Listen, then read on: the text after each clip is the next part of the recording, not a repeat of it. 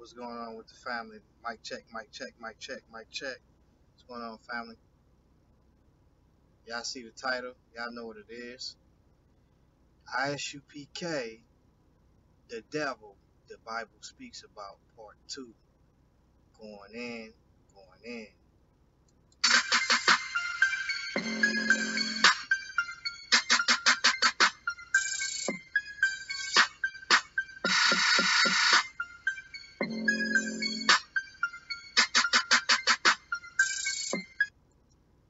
Alright, cool, cool, cool, cool, cool. Hopefully we got some sound here. We got some sound. Y'all see the title is very controversial. Controversial. Make sure we got some sound. Mic check.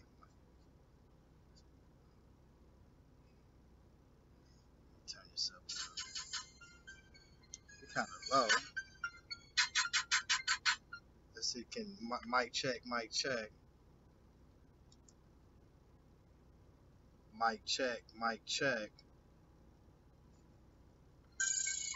Alright, cool, cool, cool, cool, cool. Hopefully we got some sound here. Mic some sound, y'all see the title, very controversial. Controversial. We got some sound. Mic check, mic check. Can y'all hear me? Am I clear?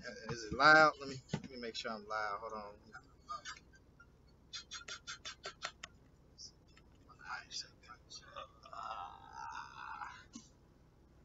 Why it's low like this? Mic check.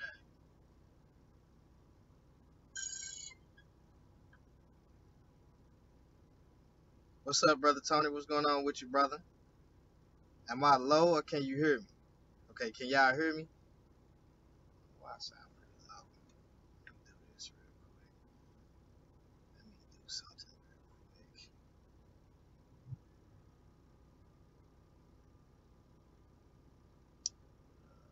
Let's see.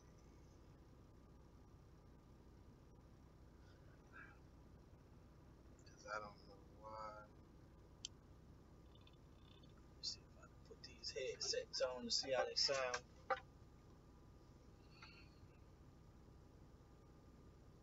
Let's see if I can put these headsets on. Let's get a better sound going. Some noise cancellation or something, because I know I got some stuff going on here.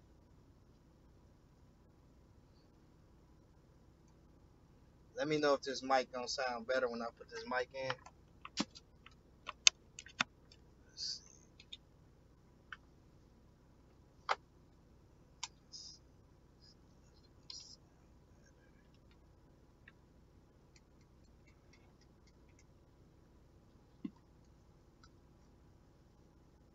Mic check, mic check, mic check. Let me know if the mic a little bit louder. Mic check.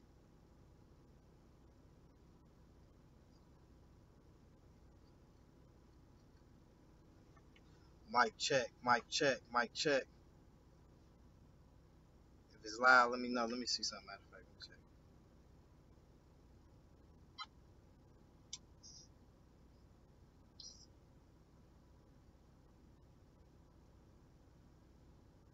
What up, Alan? Mic check, mic check, mic check. Mic loud. Mic check.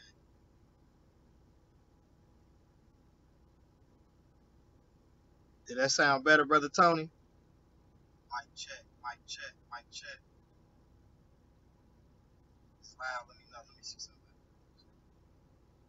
All right, cool. We in there then. All right.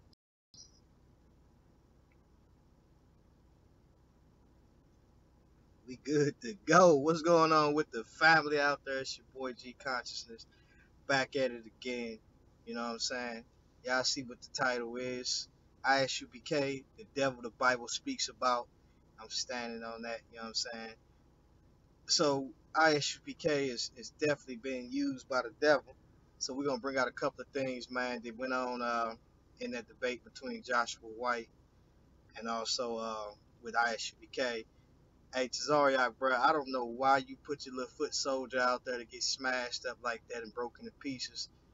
Bruh, he sounded real ignorant, man. Like, he kind of got y'all caught up with them 1990 throwback, you know, throwback teachings, man, because y'all need to get up out of that. And so, yeah, man, a lot been going on out there. You know what I'm saying? A lot been going on. So, what's going on, Loon Tune 223? What's good?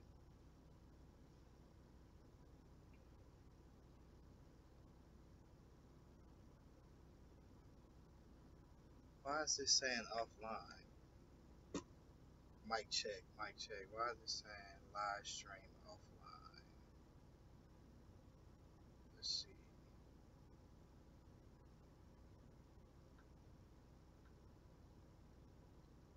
I don't know why this is saying offline.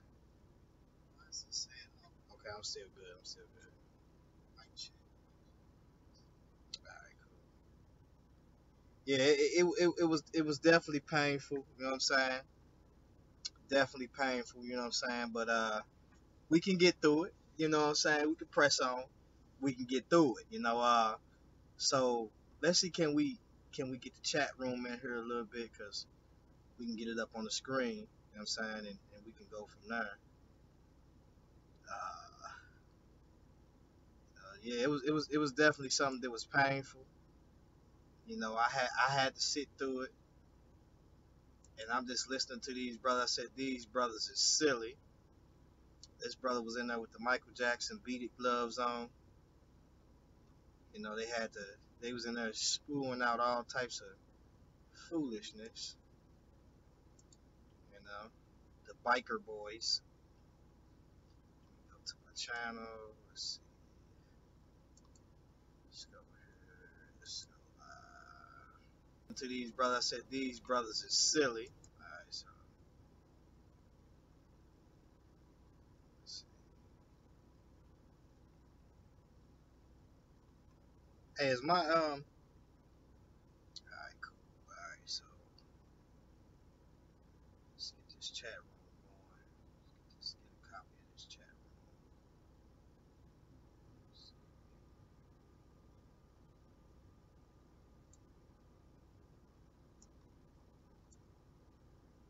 What you got? Bear with me. Bear with me.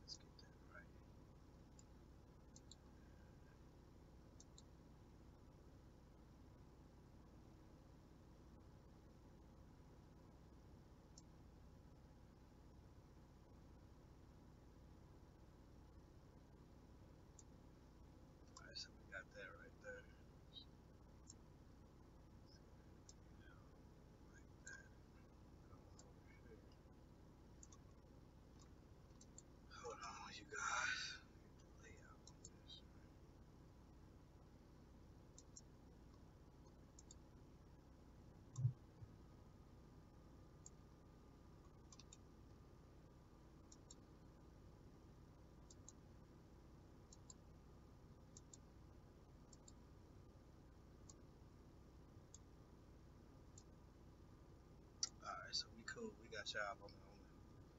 We good. We good. We good. All right. So I can see y'all in the chat room now. So we cool.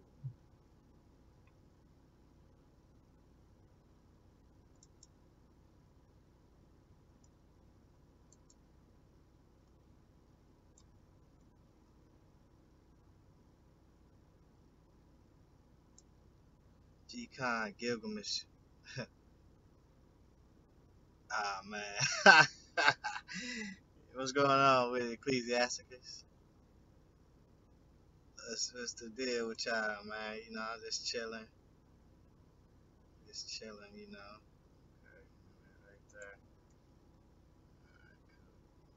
I'm just chilling. Alright, cool. So we got y'all right there. We see what's going on in this chat room.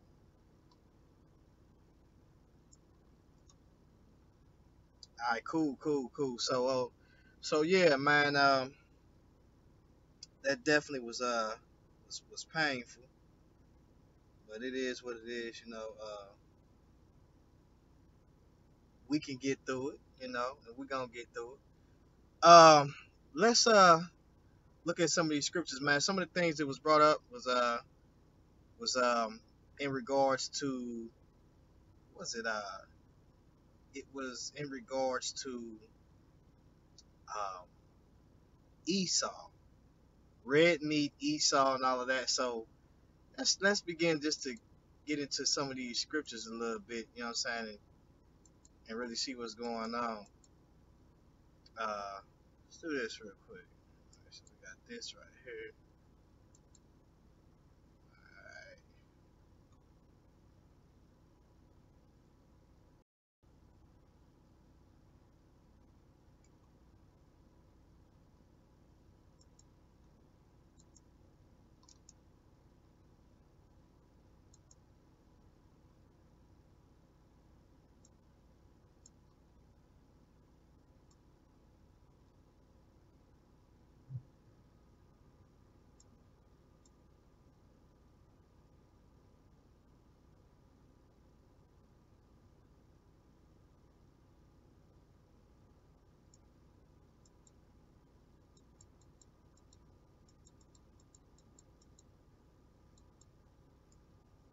all right, cool. So all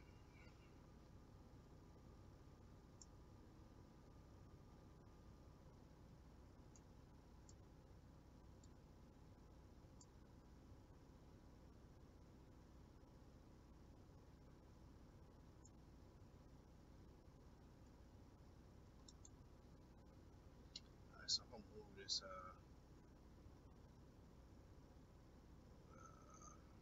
get off into something real quick. Let's move this real quick out the way. The stream. I'll put that back up in a minute. For now,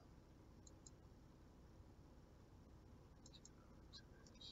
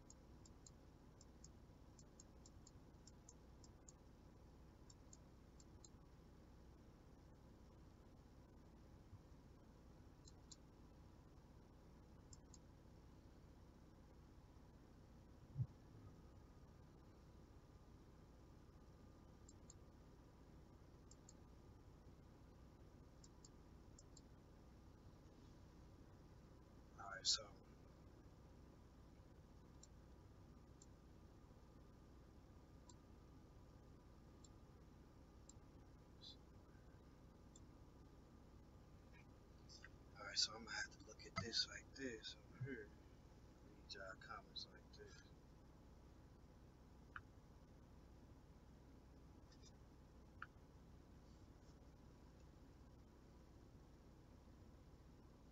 Alright, ain't gonna be that long. It's 12:20.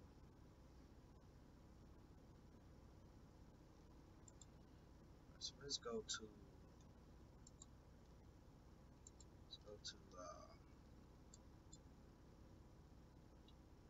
Genesis 25 and 25. Now let's look at this Esau thing. You know what I'm saying? Let's really get this in context. This is Genesis 25 and 25, right? So it says, let's jump up to 22. It says, and the children struggled together within her womb, and she said, if it be so, why am I thus? And she went to inquire of the Lord. And the Lord said unto her, two nations are in thy womb, and two manner of people shall be separated from thy bowels, and the one people shall be stronger than the other people, and the elder shall serve the younger. Now, when they say two nations, um, they basically try to say this is the white man, you know, and also the Jacob, which is the black man, which is foolish for real. Because when we read Josephus, he already tell you what they differed in, and that was because Esau was hairy and his brother was not hairy. So it says, and one people should be stronger than the other people, and the elder should serve the younger. And when her days were to be delivered, or to be fulfilled, behold, there were twins in her womb. And the first came out red, right? So that word red right there, we see is Adamai, or Admoni, right? Which is 119. We see it's 119, and basically we see it's used three times. So it means from Adam, reddish of the hair, of the complexion, ready, ruddy, right? Red, ruddy. You know what I'm saying? So we see 119. So when we look at 119, the it's from. I mean, when we look at 132. This was 132, but it's from 119. So we look at 119, we see clearly that it means to show blood or in the face, i.e., flush or turn rosy, be dyed, made red. Now, I don't know if y'all know, but that that guy that was speaking, he's a light skinned guy. I'm pretty sure when he came out, his mother's womb, I'm pretty sure he was light skinned. He was most likely red just as well. You know what I'm saying? So say that he wasn't, it's kind of weird because I know he was. You know what I'm saying? Um, I know he was, but he'll tell you that he basically wasn't. But he was. He came out red, no questions about it. The brother was red because he's a light skinned guy. So, anyways, right?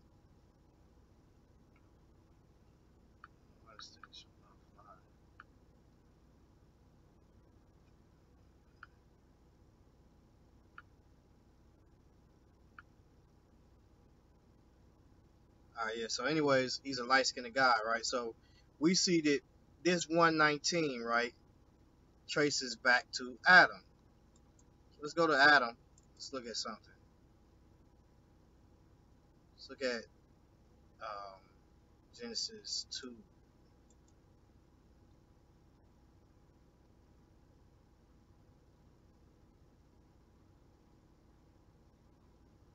Let's get Genesis 2. Now, when we look at the word Adam, we see that that word is 120, right? Which is Adam, right?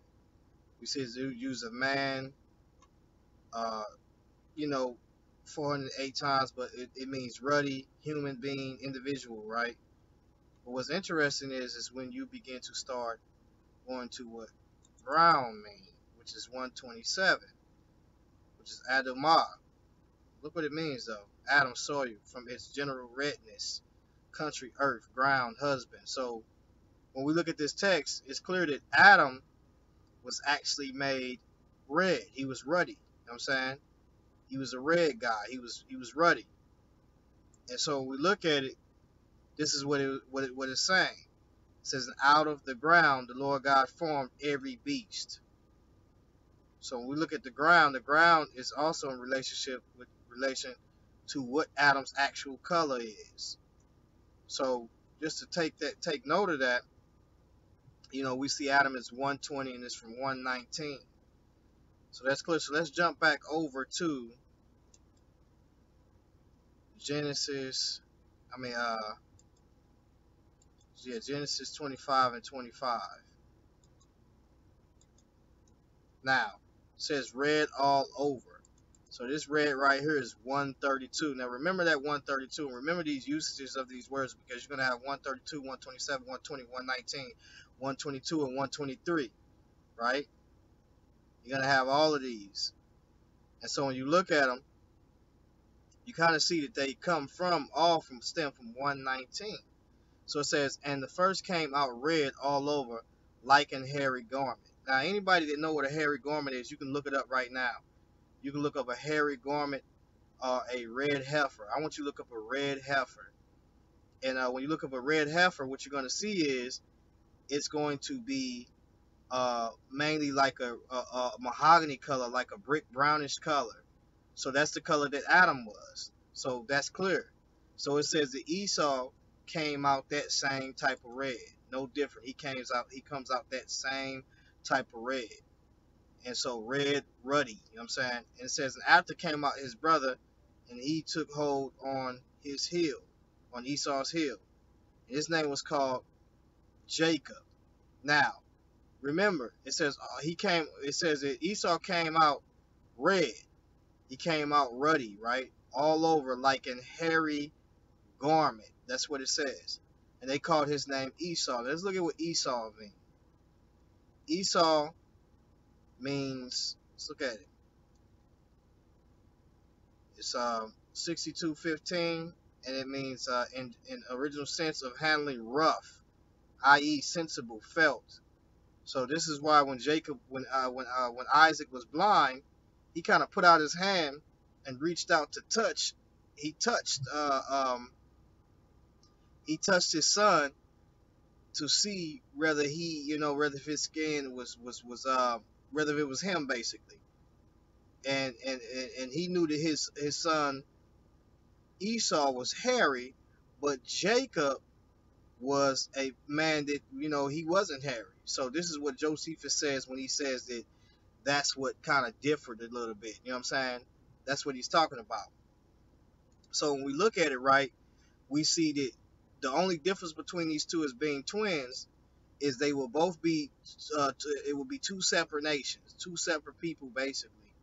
And then when it comes to the twin things, when it comes to genetics, this guy is hairy, he has red hair, and the other brother, he's not hairy at all. You know what I'm saying?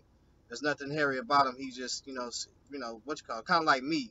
My brother is he's like I came out all red and hairy. I was hairy. I was a hairy guy. Hair on my chest, my arm, my back, everything. Like I had hair on my face when I came out. That's what's so crazy about it is. And so my daughter, my sons, all of them came out hairy when they came out. Lil Ron came out very hairy. My daughter came out hairy. And so only Levi, he didn't really come out like that too much, to be honest. He didn't come out like that. But my firstborn, Judah, he came out like that just as well. He came out very hairy, and so he was very red too, just as well. But this is in reference to, I believe, red hair. So it says, and after that came his brother out, and he took hold on Esau's heel. Right now, watch what it says. Let's jump up to 27. Jump down to 27. It says, and the boys grew, and Esau was a cunning hunter. Now they'll take this cunning hunter and a man of the field and say, well, this is what the white man is. And this is what ISUPK actually did. They said, well, this is what the white man is. I mean, that was pure ridiculous when they actually did that. I was like, that's crazy. So when you look at Genesis chapter, let's look at Genesis 10, right? It says, jump to Genesis 10 and, yeah, Genesis 10. Now, if you look at it, let's jump down to 8. It says, and Cush begot Nimrod. He began to be a mighty one in the earth. He was a mighty hunter before the Lord. Now, notice it says Cush was a, I mean, it says Cush begot Nimrod, and his son Nimrod was a mighty hunter before the Lord. So these are mighty hunters. So we see that even when you look at the Nubians to these days, the Nubians was known for the bow. They was known for the bow because they was known to be able to split a hair with a bow or to shoot a bow, just like the Benjamites, basically. So these guys can really hunt really good. And so when we look at Nimrod, he's told to be a mighty hunter in the earth. Now, even when you look into Egypt, right, we look at the nature sign, which is, some people say is a standard, or it might be a hammer or something like that. When you begin to look into those things,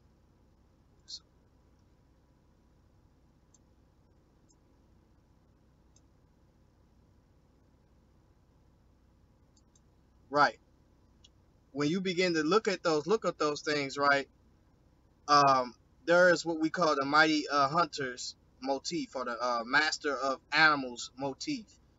And in this master of animals motif, what you see is either a man that's grabbing lions, or you might see horrors from Egypt where he's grabbing two snakes, and when he grabs the two snakes, he's standing on an alligator. This is because he's conquering nature.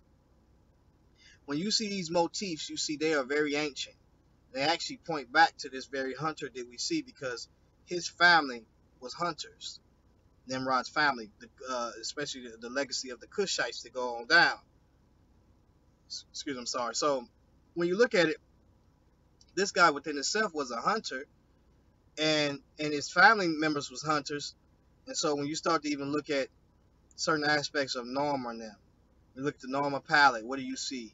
You see two men that are grabbing a rope around the necks of the sauropod, because this is the mighty hunter motif. This is the the the the man taming the animals, and so if he tamed those animals, he basically wear those animals just as well to get the strength of those animals. If he tamed the bull, he's going to wear the bull horns or something like that. You know what I'm saying? If he tamed the ox, or these are different things. He might wear the lion's coat or something like that. So these are the very things that we see that the ancients did, because they was hunters. Now you got to go back to Genesis where this all come from, because when they got off the ark, the Lord basically told them what they can actually eat. So it's clear that they all was going to be hunters, or they were going to be hunting, due to the fact of this is how they get their food. So why ISUPK came with that was kind of foolishness. I didn't understand that totally. It was kind of weird, and it was kind of really simple and illogical, to be honest. So let's jump back over to 25, Genesis 25 and 25. And so it says, and let's jump down right here. And the boys grew, and Esau was a cunning hunter and a man of the field. Now remember, Esau's name means hairy. That's what his name means, like a roughness or something like that. So, he didn't get his name. He didn't get his name being called Red until after he partook of this red pottage. Now, they'll tell you that red pottage was some type of red meat or something that was undone. No, it was actually lentil beans. What was going on there is that Jacob was cooking lentil beans, pottage. And when you look it up, you're going to see that's what he was cooking. We're going to look it up right now, matter of fact. So I don't know why these guys actually say otherwise. That's kind of foolish. And it says, and Jacob was a plain man, dwelling in tents. And Isaac loved Esau because he did eat of his venison. But Rebekah loved Jacob. And Jacob sowed pottage. Now, we look at pottage, it's not seed, right? Now, when you look at it, something boiled, i.e. soup, pottage. So he was boiling soup, pottage, right? That's what he was boiling. This wasn't no beef stew or nothing like it. They'll tell you it was some type of beef stew or nah, they just plain silly. Silly. It says, and Esau came from the field and was faint, and Esau said to Jacob, feed me, I pray thee, with the same red pottage. Now that word red there is Adam, mean rosy, red, or ruddy, right? That's what it means. Now when you keep looking up this rosy red, every time you look at it, it's always like this mahogany brick or brown color. If I told you to look up a red heifer, the same word is actually used. I believe it's 132. You know what I'm saying? And it's used to show you that, this is not no white heifer, but the red heifer is, or what they consider as ancient red, was actually a brown or a mahogany brick type of color. So you see, he wants some of this red pottage, right? It says, and Jacob said, it says, therefore, it says, feed me, I pray thee, with this same red pottage, for I am faint. So notice it says, with the same red pottage, for I am faint. It says, therefore was his name called Edom. This is why he's called Edom, because of, in regards of the red pottage. Now, when you look at the word Edom, right, it's actually from 122, which is Adam, which means rosy, red, or ruddy. That's what it means. And so when you look at it, hence the region Idumea occupied by him, Edom, Edomites. So he gets this red name from basically, eating red pottage or this lentil beans. Now, anybody that know anything about red pottage, you can look up. It's basically lentil beans. That's what it is. And when you look at the lentil beans, they're almost like a reddish color, like a reddish brick type of color when you eat these lentil beans. And so they in the ancient times they used to boil these beans and stuff like that. So let's move on. And so that was one of the issues. Now, to prove that, let's look at it. It says, and Jacob said, swear to me this day, and he swore unto him, and he sold his birthright unto Jacob. Then Jacob gave Esau bread and pottage of lentils. You see what I'm saying? So he's eating bread and pottage of lentils. I mean, it says adash, right? From an unused root of uncertain meaning, right? So when you look at it, these lentil, anybody can look up what lentils is, right? Lentils is basically lentil beans. And it's a pottage. It's a type of soup. So that's clear, man. Like, I don't understand why they don't understand it. It tells you right in 34. Then Jacob gave Esau bread. He gave him some bread and pottage of lentils. So in other words, pottage of beans. That's what it's saying. And he did eat and drank and rose up and went his way. So what Jacob was actually cooking was soup. And it was soup of beans, basically. Lentil beans. And he rose up and went his way. That thus Esau despised his birthright. So what is this actually telling us in general? This is telling us that in the last days, when it says Esau, when we look at Esau, Esau did something that a lot of men do today. They sell themselves for bread. And Christ was very much against that. That's why he said, man shall not live by bread alone, but by every word that proceedeth out the mouth of God. Knowing that the man that was following him was really just trying to get the bread. What's going on, Bill for Speed? They were just trying to get the bread. You know what I'm saying? And so, excuse me, oh yard. And so he's telling them, man should not live by this bread alone. That's clear. And so in the last days, men will be spiritually taking on that mindset of Esau, because they will be living by bread alone. And that's the case right here. This is why when you look at the mark of the beast, no man can buy, sell, or trade except he take this mark. Why? Because he has to sell himself to take this mark. And this is basically what Esau did. Esau gave up the blessing just for the bread. Well, the opposite must happen. You must choose the blessing over the bread. And so, what's up, who will be saved? And so, that's what the book is talking about overall. So, when you look at it, when Isupk actually did the foolishness that they did, it was very embarrassing because you're still using these arguments that are outdated. They was outdated back then, they was silly back then, and they really silly now. And so when you look at it, you know what I'm saying? When you look at it, right? When you look at it, let's go to some of these scriptures. So that was one of the things that he actually said. What's going on, Yeshua? So when we look at Esau in general, Esau, he went to Obadiah. Now he always talked about the bird and all of that type of stuff. You know, that was really silly because you go to Obadiah, right? It says,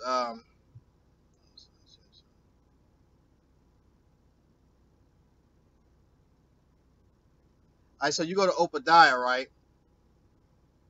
If you look at verse 2, it says, "Behold, I have made thee small among the heathen. Thou art greatly despised." So here it is. Esau is made small among the heathen. They are greatly despised. Esau is really a small people, right? They are greatly despised. Now, what does that mean is that a lot of Edomites was actually cut off, destroyed. A lot of people destroyed and was warring against the Edomites. Nabonidus was actually one of them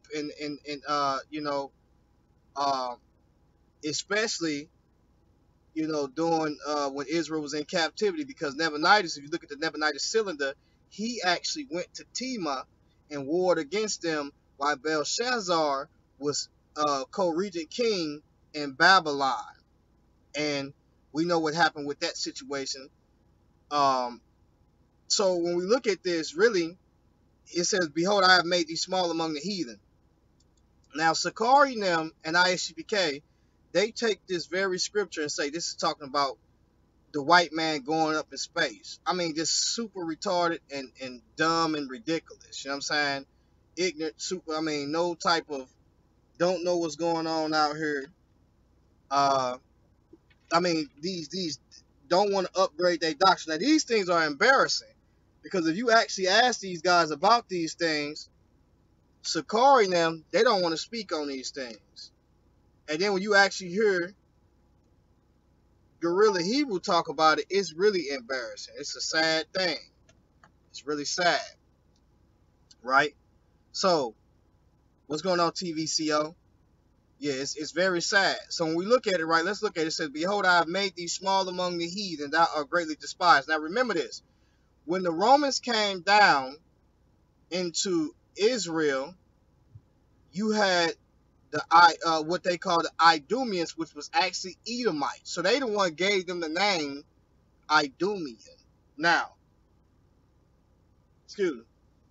Now, when you look at it, right, yeah, they said the white man, or basically the white man going up in space.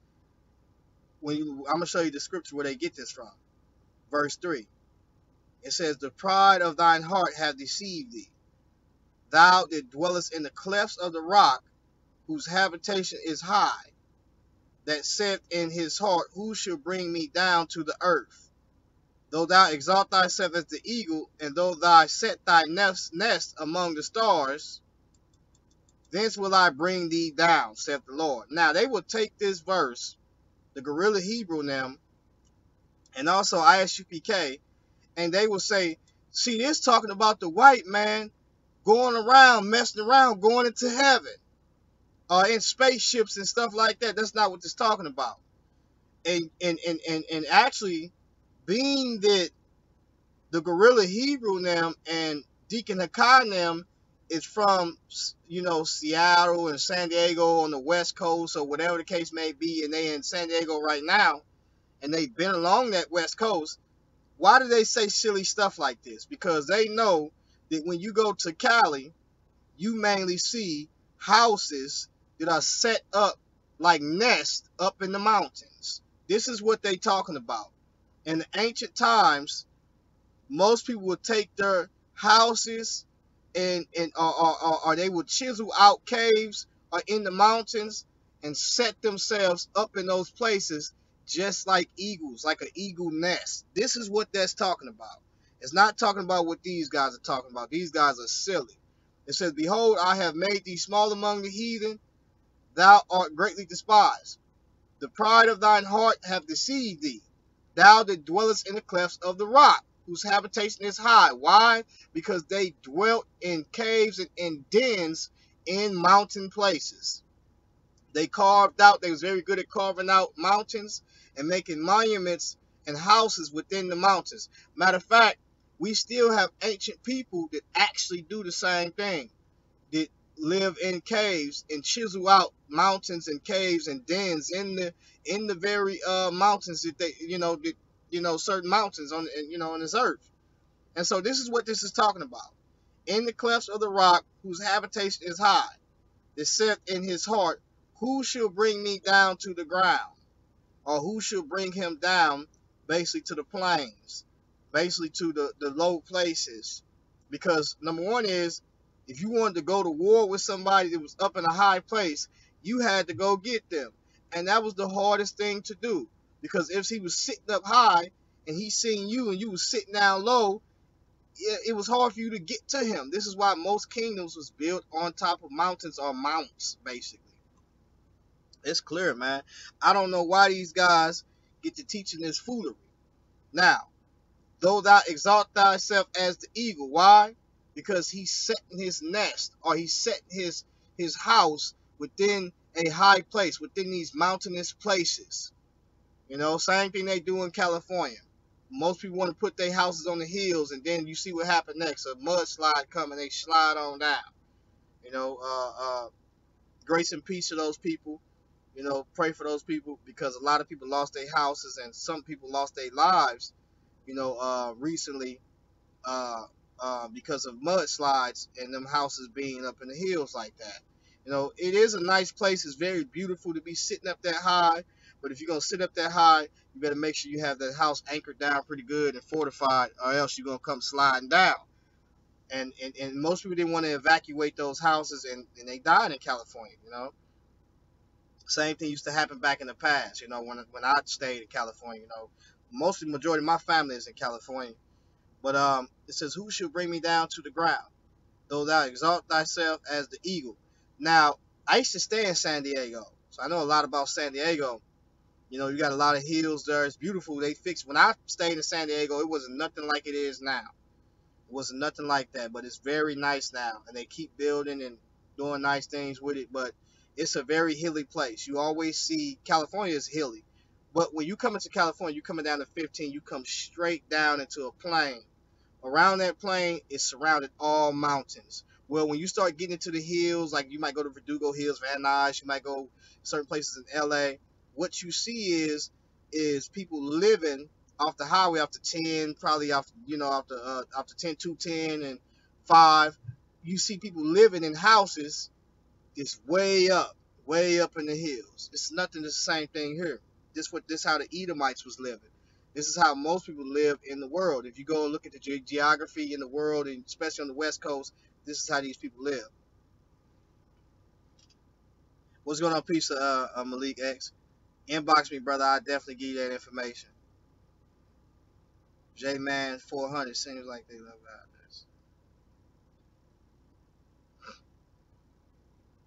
Right. Nice. It says, if these came, so it says, if these came to thee, it says, if these came to thee, if thieves came to thee, if robbers by night, how art thou cut off? Now, you got to get the time frame of this, because reason why he's bringing judgment on Esau is because what Esau did when Nebuchadnezzar came in to come get at the children of Israel.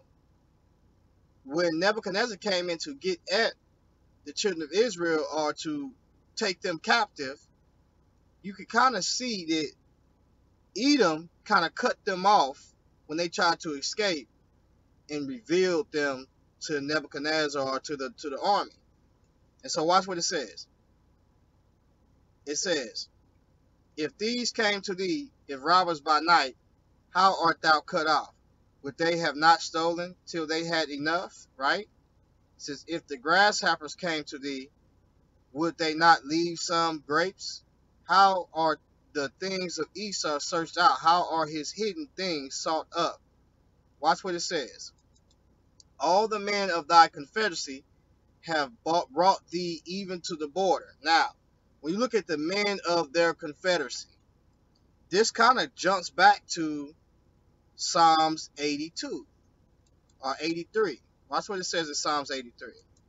Remember the men of his confederacy. Now, these are the men that was always against Israel. When you look at the surrounding nations against Israel, they was always against Israel. The Arabs and all of these people was always fighting. These people been fighting for years. This is how we know that black Americans that are in America today, the majority of them are West Africans and are not Israelites.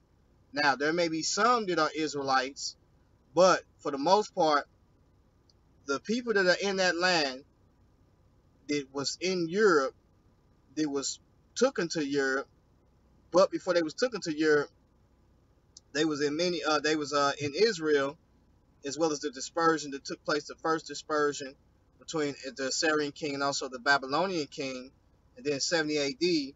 And some of them people never came back to those spots. After 70 AD, those people was dispersed into the Roman provinces.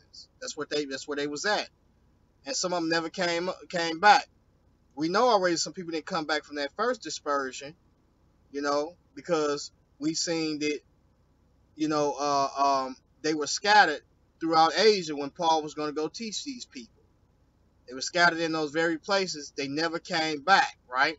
So when we look at it, we see that these people been warned for a long time with each other. Now look at this confederacy that it's talking about when you look at Obadiah. It says, the men of thy confederacy have deceived thee. Now who was confederate with Edom? Let's look at it. For they have consulted together with one consent. This is Psalms 83 and 5. For they have consulted together with one consent. They are confederate against thee. Let's look who's all there. The tabernacles of Edom, or the tents of Edom, and the Ishmaelites of Moab, and the Hagarenes, Gabal, and Ammon. Now when you look at all of these nations today that we see are all nations that are Semitic speaking people, and guess what they look like? Like Arabs. They all have this look to them. This is how Israel looked. This is how Jesus actually looked. When it says that Jesus went down into Egypt, they'll tell you that he went down to Egypt to blend in. Well, what was in Egypt at that time? These people right here was in Egypt at that time. From the earliest, when you go back to Genesis, Ishmael, which came from Hagar, the Hagarenes are being mentioned here. Ishmael was mixed with Egyptian just as well. Now, when you look at Midian, the Midianites, and you look at Ishmael, those are the people that actually sold Joseph into captivity. So when they sold Joseph into captivity, what you have is those people going unto Egypt as the earlier times. This is why when you look at how the Egyptians depicted the Semitic people, they looked it like Arabs. They looked it just like those people that we see on the corner store. They had the same similar features, same similar looks. Some of them have curly hair, all of those things. This is who those people looked like. This is why genetically they are so closely related to each other. when you start running tests on even the Ashkenazis, the Sephardic, and all of these Jews, and from different realms and different places. Now, when you look at it, it says the tabernacles of Edom, the Ishmaelites of Moab, the Hagarenes, Gebal, and Ammon. All of these nations are the nations that actually are surrounding Jerusalem. This fight that we see that's going on today over there, it's been since the ancient times. It's been like that. So when you look at Edom, Edom has basically been made small among the heathen, but now he's been assembled into the very people that we see now, the Dordanians, Gebal, Ammon, Amalek. All of these people are people that are all mingled in together, and we see they're in the land war today. The Philistines are Palestinians, the Ammon, the Amalek, the Philistines with the inhabitants of Tyre, right, up north. Ashur also has joined with them. It's Syria, or Assyria. They have Hoplan, the children of Lot. So if you look at these very people, when Abraham was told to leave his home, he took Lot with him. When he took Lot with him, look at the people that's against Lot. I mean, it's against Abraham's children. This it's against the promised seed. You got Moab. You got also Ammon. You got Ishmael. Now, what do these people all have in common with each other? These are the very people that wanted the very inheritance of Israel. The tabernacles of Edom, we see that Edom wanted his birthright back. But he sold his birthright for a piece of morsel of bread and some lentil beans. In the Ishmaelites, we see what happened with Ishmael. The bondwoman was cast out. She was cast out. So all of these things is clear. What happened with Moab? Moab, we seen, was the children of Lot. And we seen that the children of Lot, or Lot's people, strove with Abraham. And Abraham said, let there be no strife, for we be brethren. And the scripture said that the Canaanites was out far, or at that time was in the land. So when we look at it, the enemy is always sitting back while y'all striving or strifing with each other. But Abraham wasn't going for it. He said, let there be no strife, for we be brethren. And they parted their ways. And Moab, his children was Moab and also Ammon. Now remember, Edom came out first, so he felt he should have got the blessing, but he gave it to what's called. You see what happened to the Ishmaelites. Now Edom, it said that he was going to live by the sword as well as Ishmael. His hand will be against every man, and he will dwell in the presence of his brethren. Right? It's the Ishmaelites. Moab, these are the same people when Israel came up out of Egypt that they had to ask to pass through their land. And then during the times of the judges, we also see what took place with that during the time of the judges. Plenty of war, plenty of strifing. These people have been warned for centuries, thousands of years. That's how we know who these people is. And they warn now. People don't forget their enemies. You may have people to try to lie and say, well, these are not Jews because they mad because they in that land.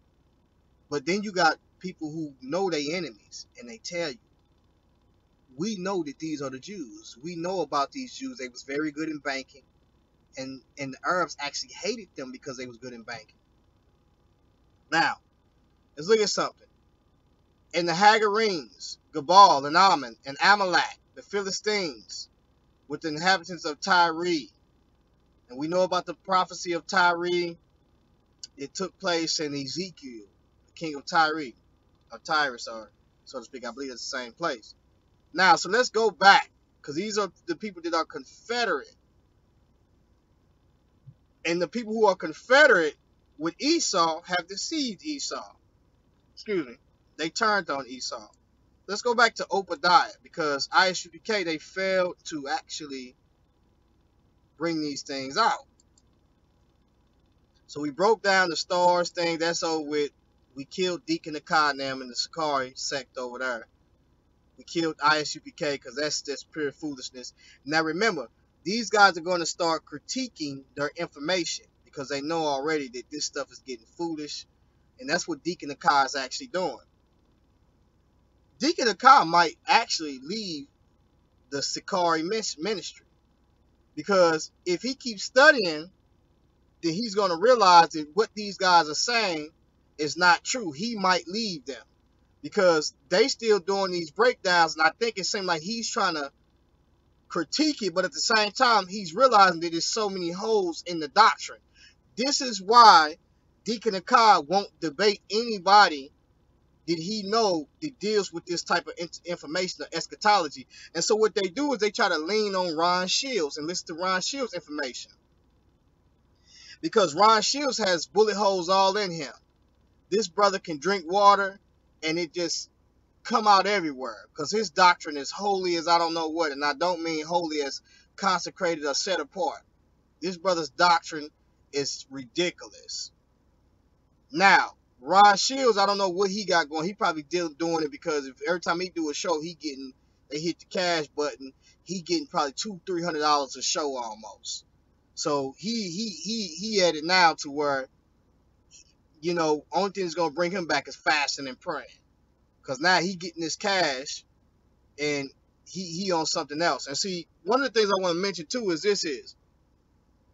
that a lot of people that we see that brag about these subscribers, they brag about these viewers, it's gonna get exposed. You got a brother that's out here. They got a lot of subscribers that consistently brags about his viewers and his subscribers. And this brother told me the other day, he says, brother, if you do a show and I do a show at the same time, let's see who get more viewers. Because this is where these brothers hard at. Now remember, some of these brothers was in school, they probably was never popular, which that doesn't matter. They probably didn't get no attention like that. And so when they do get on YouTube, they have to, in order to actually get views, they have to make fools of themselves. Act silly, twerking on the camera, stuff like that. Drama, kicking up drama, you know what I'm saying? Because that's what they do. And so what I'm starting to realize is that people love drama. So of course they're going to subscribe to your page. This is like me. If I got on here and I say, I'm just going to do comedy hour every day, at least for about 30 minutes, I guarantee you my subscribers will go up here. Why? Because people love silliness. They love drama. But when you want to teach the truth, right, then the believers is going to come to that truth. They're going to subscribe. But then you're also going to have people that's going to secretly subscribe to just as well. Either if it's to combat you or whatever the case may be. Now, when we look at it, right, this brother tells me, I got more subscribers than you, I got more viewers, and this and that, and I got more viewers than all the Shield Squad and subscribers and all the Shield Squad put together, right? Kind of lets you know where they at. Now, here's the thing. This brother has not upgraded or not spiritually allowed the Spirit of God to even get him ready and prepared for what's going on now. This brother has been among people that have studied history, that deals with science, that deals with all the areas that he tries to debate, but he has not actually put himself in that position or even studied to even level up or even to have a conversation with a lot of these people. And when he does have a conversation, it's very embarrassing because you can tell that this brother is unlearned. Now, There's a problem when the average Christian in church today don't even know why they saved. And so when Satan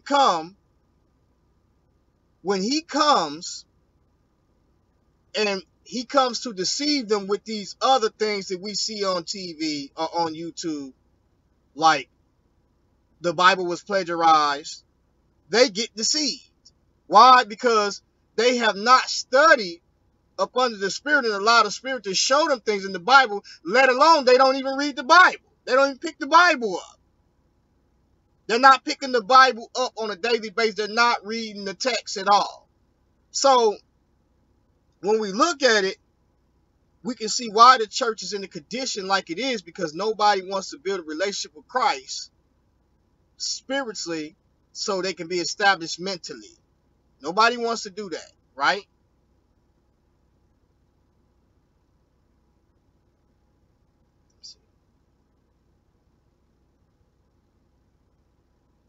Right. So nobody wants to do that at all. And so when we look at it, right, what happens is that they get on these YouTube accounts, they get these subscribers, and we as Christians and believers, we continuing daily preparing ourselves for the trickery that the enemy has set up to deceive the world. We're preparing ourselves for that. That's why we study these texts daily. When you got people that saying King James only, when you got people that still using 1953 breakdowns and ain't even trying to upgrade in their apologetics, then it's a problem there. And then when you tell them, say, hey, bro, that is not talking about that. They still using these breakdowns that they got from church and ain't came up out of it. Did the pastor taught them that they never looked into themselves, right? But as long as they got these subscribers, this big up in them, or just been a stumbling block to them, because this individual, his subscribers, is a stumbling block to him because he got these subscribers and he's on this high level. I'm going to tell y'all something today. When God begins to allow people to subscribe to your channel, or even if the devil give you subscribers, because the devil will allow you for this to happen to you to big up your head. That's what people don't know. And because he know already that your head will be so big, because this is, remember, you've never been this important in your life. But now you're important because everybody is speaking about you. And so you feel that you're important and you must answer this call, right? Now, whenever that happens, I suggest that y'all look at the people who we see now that's using these subscribers and these viewers to brag about, and you don't become that. But what you do is you utilize this internet, right, to bring people more to Christ. It's not about getting out there on the streets yelling in people's faces, who can have the loudest voice, getting out there saying, I got beat up for Christ. No, you didn't get beat up for Christ. You got beat up because you was in somebody's face yelling, calling them cowards and all types of names, and so they ran you off down the street somewhere. That's not what it means when it says you are a fool for Christ. I don't know where that came from. The Bible says above all things, he'd rather for us to be peaceful. You know? How about you get on your own corner and start preaching and stay about them brothers' face? And when you do go up into their face, how about you have a conversation instead of all that yelling, where people can really get some understanding and really get a build going? Because it says, by love and kindness have I drawn you. So when you go and you teaching these people and you sitting there, you teaching them, and I ain't trying to be yelling in nobody's face. You can kind of imagine why this brother's voice is always gone. Because this brother always yelling all the time. So You don't antagonize nobody. That's not what you do at all. You want to sit there, even if, and I respect this even with Ron Shields. I got to respect this brother on this note. And I big ups him to this. Ron Shields will go and talk to people that are in the conscious community, and he claims to be a Hebrew Israelite. But the dialogue that he has with them is a dialogue that you want to listen to, because you know why? It's not yelling. You getting information, and on both sides, we can understand each other. That's the dialogue you want to bring to the table, right? Because now we can see the wisdom of God coming out when the ministers go and teach these other nations. Not saying that the Ron Shields got the wisdom of God, but that it's clear that when a minister goes and teach, you can see that he's bringing clarity.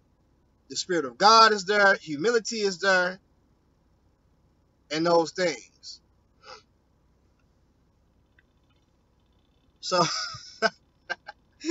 so, um, you know, when brothers can't be corrected, it's kind of silly. Now, I would say this: we all do things to get into the flesh, but here's the thing: when the brother come and correct you and say, "Hey, bruh, uh, you shouldn't do this or you shouldn't do that," you know what I'm saying? Why can't you just say, "Okay, bro, you right," and just listen, bro, instead of doing everything else? So just on sidebar on some things, because some things has been said, but I'm telling y'all, when you building these channels, it's to save souls. It's not to be on here because, like I say, I can get on here and do silly stuff and get a lot of views. And just because you get a lot of views and a lot of subscribers don't mean that it's of God. Because it was stated today that atheists do silly stuff, rappers do silly stuff. Then you got everybody that's on YouTube doing silly stuff just to get views. Twerking, all types of silly stuff just to get views and subscribers.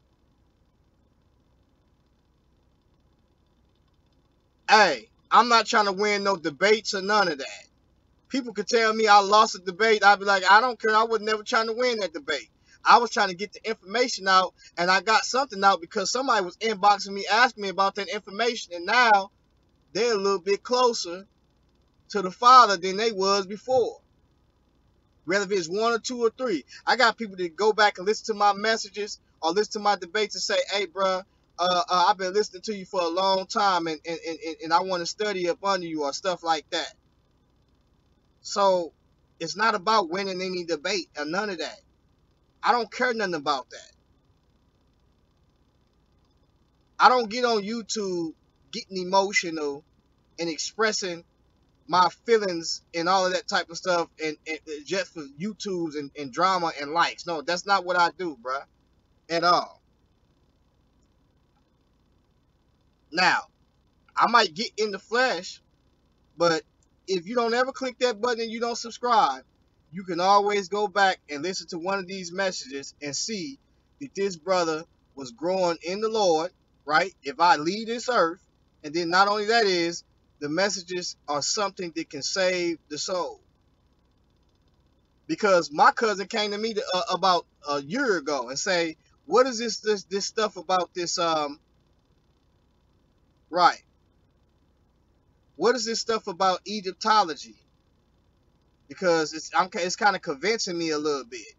And I was able to give her what she needed in order for her to, look the other way and say, "Nah, I don't want no parts of that." You know what I'm saying? I'm good with this right here, and let that be that. You know what I'm saying?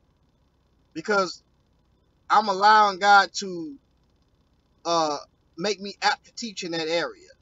But when you got brothers that all they do is screaming and yelling and causing drama on the internet, but ain't teaching nothing, ain't teaching nothing, and then brothers talking about they made my channel, Number one is you never promoted my channel.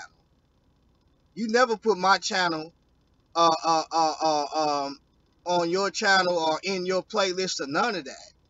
My channel consists of mainly conscious people and also Black Hebrew Israelites and Christians, basically, and some atheists and flat earthers because we was getting it in with the flat earthers. You know what I'm saying? We was definitely getting it in. We're gonna start back getting it in with the flat earthers again.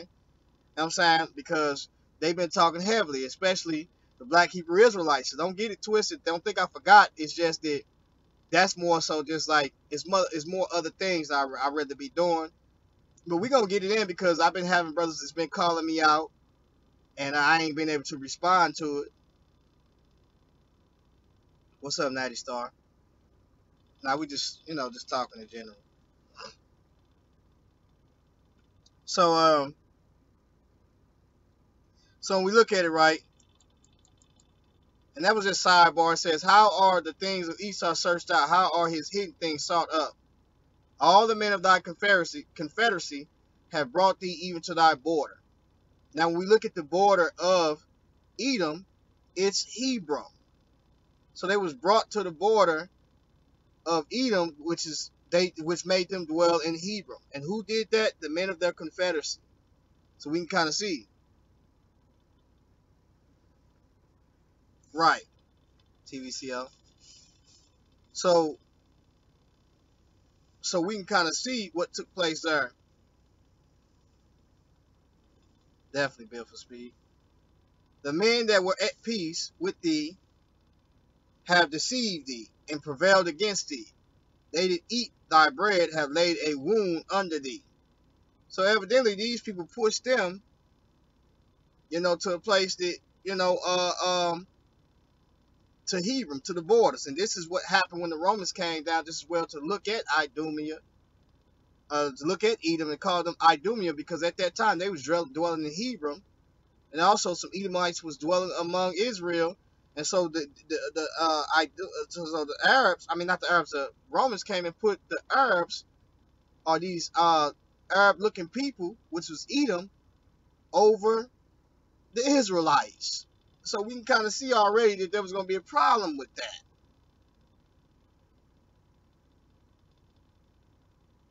Right. That's what I was saying. It says flat earth has been destroyed. Did you and Kevin G ever make peace, by the way? Yeah, we made peace, but you could tell that relationship still ain't the same how it used to be. But at the same time, me and Kevin G used to destroy the flat earthers. If we can ever get back on some of that again, that'd be great because we used to destroy them biblically. I had the biblical things, and Kevin G used to take the scientific things, and we used to destroy them. We was like the man, Batman and Robin. You know what I'm saying?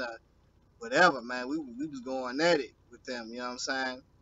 But eventually, that broke up. But hopefully we can, one day mend that and probably do it again. If not, I'm just gonna go and do it by myself because I ain't, I'm getting at Sanchez because he been over there thinking he doing something big, but it's all good.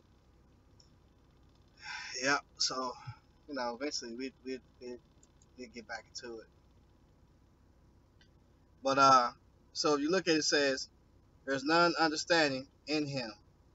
Shall I not in that day, said the Lord, even destroy the wise man out of Edom, and understanding out of the mount of Esau, and the mighty man of Teman shall be dismayed." So if you kind of look and you go through Jeremiah, Isaiah, you kind of look at the burdens against all of these people, uh, especially during the time of Nebuchadnezzar, because he wrecked shop, on a lot of these nations that we see, Moab and all of that, and then Cyrus came in and basically took over some things. And the mighty men of Teman shall be dismayed to the end, that every one of the mount of Esau may be cut off by slaughter. So we see a lot of them from that mount was cut off, and they was pushed into Hebron from that mount, and some of them didn't never make it to Hebron because they were slaughtered. Same thing they did unto the Israelites was the same thing that befell on them when uh, Nebuchadnezzar came up against them just as well. And also, when Nabonidus was warned against those people that was over in Teman. So this is historical fact. It says, "For thy violence against thy brother Jacob, shame shall cover thee, and thou shalt be cut off forever. And that day thou stoodest on the other side." In what day? In the day when Nebuchadnezzar was coming in. In the day that the strangers carried away captives his forces, and foreigners entered into his gates. Who? When they came, entered into Israel gates and cast lots upon Jerusalem. Even thou was one of them. So this is what happened during that time. It says, "But thou shouldest not have looked on the day of thy brother in the day that he became a stranger. Neither shouldst thou have rejoiced over the children of Judah in the day of their destruction."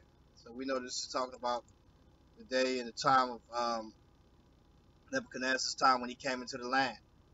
And they looked from afar off, and when Israel was running, they cut them off and stuff like that, and then, cast lots for their land.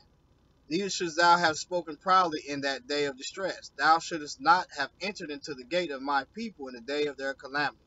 Yea, thou shouldest not have looked on their affliction in the day of their calamity, nor have laid hands on their substance in the day of their calamity."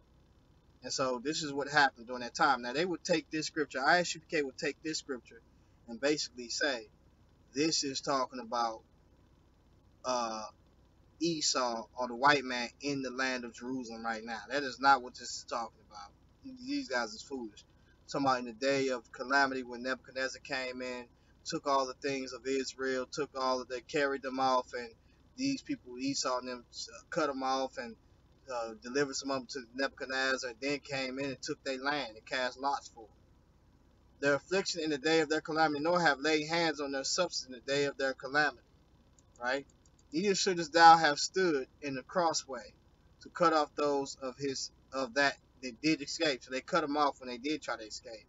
Neither shouldest thou have delivered up those of his that did remain in the day of distress. So these are the things that they did. You got to imagine, they was kicked out of their land.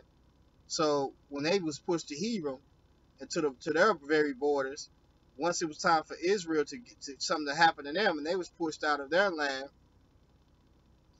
then these people did the same thing. I'm saying they did the same thing. Let's see. Hold on.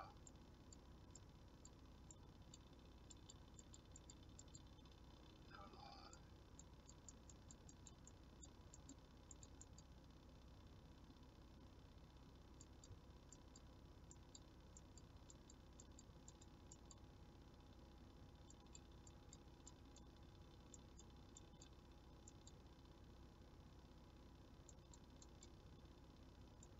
Let's look at it.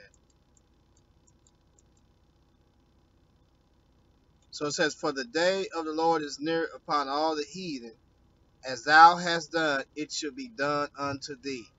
So what they did was going to be done unto them. So what they did unto Israel was going to be done unto them. Thy reward should return upon thy own head. As ye have drunk upon my holy mountain, so shall all the heathen drink continually. Yea, they shall drink, and they shall swallow down, and they shall be as though they had not been. But upon Mount Zion shall be deliverance, and there shall be holiness in the house of Jacob, shall possess their possessions. And the house of Jacob shall be a fire, and the house of Joseph a flame, and the house of Esau for stubble. And they shall kindle in them, and devour them. And there shall not be any remaining of the house of Esau, for the Lord hath spoken it. Right? So we see, this is what you call a partial fulfillment, and also there will be a full fulfillment, because what this is dealing with, something that will happen immediate and something that will happen in the future. Now, when we look at this, right, we see that what happened, what Nebuchadnezzar did during that time, and what took place during that time, what those people who they was confederate with did unto them, and then we also can see down the line what will happen to Edom that has been assimilated into the other nations that we see that are who they was confederate with, some Palestinians and also Jordanians for the most part. They are among these people, and so when they are among these people, we see that there's a lot of chaos that's being caused in Jerusalem right now, and so eventually these people all together will be cut off. They will be cut off for the simple reason of um, of them doing what they're doing, and so it says, which in the captivity of Jerusalem, which is in Separad, shall possess the cities of the south. Now, what's crazy about this Separad is because most people try to link this to the Sephardic Jews. Separad, Sepharad, because there was a place that was in Sardis, I believe, and those people from Sardis kind of like migrated over to Spain and became what we call the Spanish Jews, or we speak, what is it, Ludino or something like that, Ludina, or Ludino or something like that. Spanish and Hebrew a little bit, I think. And and it says she'll possess the cities of the south. The Savior should come upon Mount Zion to judge the Mount of Esau, and the kingdom should be the Lord's. So this is basically what this is talking about, which should take place. And so what this is a partial fulfillment of the destruction of Edom during the time of Nebuchadnezzar, uh, and then a full fulfillment will take place in the near future here. Because you got to understand that a lot of these amalgamation of these beasts or this system, you can see in Revelation chapter 13 when you get to mention of some of the beasts that was listed in Daniel chapter 7, letting you know that these beasts are basically what is composed of the beast system. The same very people or descendants of these people are still living to this day. And so now they are what we call they create the beast system, and these are amalgamation of these people. So I just wanted to bring out some of those things about Obadiah, some of those things that those brothers struggle to bring out. Some of the usages of Edom, Esau, and them. That red pottage thing, which was actually red lentils, beans, red lentil beans, bread and red lentil beans, and stuff like that. It was not no meat in that, but it was actually lentil beans. So you can actually look up the color of lentil beans, look up a red heifer, and see what it looks like, and you'll be surprised. We'll elaborate on some more stuff. I'm tired right now at this point, but I just want to say peace to y'all out there, peace and blessings to the family out there, and grace and peace, basically.